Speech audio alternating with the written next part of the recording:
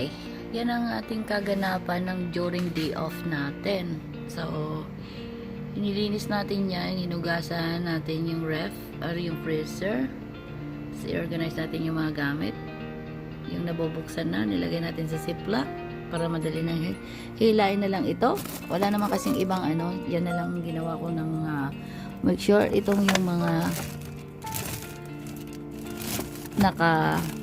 tawag nito, separate ziplock para madali na lang makita.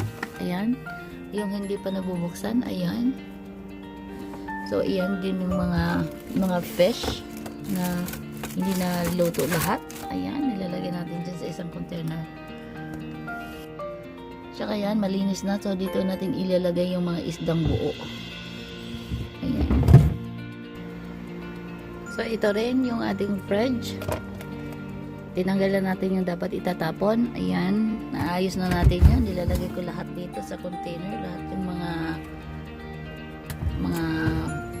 ibang nating gulay, like kamatis, tsaka yung mga iba pa. Tapos ito yung mga naka-bag pa or nakapack pa. So, ayan. So, hindi pa ako tapos mga dear. So, iyon lang ating show.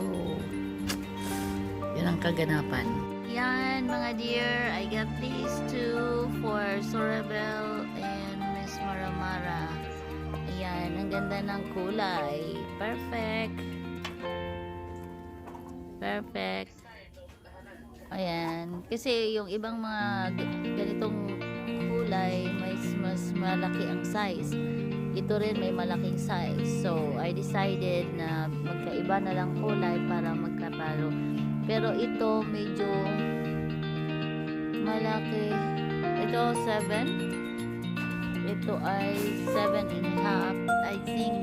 I think konti lang ang diferensya. So I got that one instead. So wala nang ibang choices dito kasi puro boots na lang ito dito at saka iba. So ayan.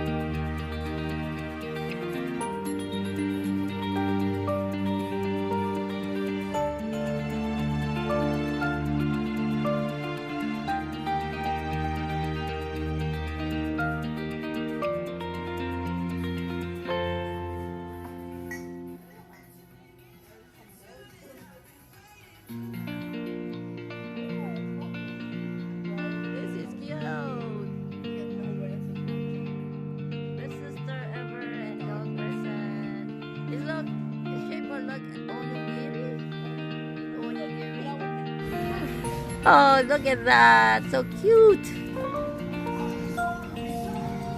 Those initials.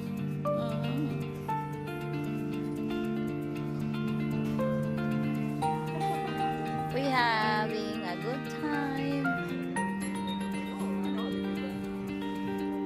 Shopping again.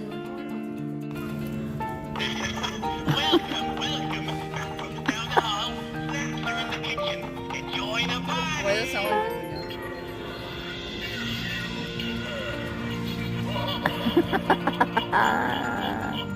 Happy Halloween. Oh, that's Wow, that was me. Hello. Cool.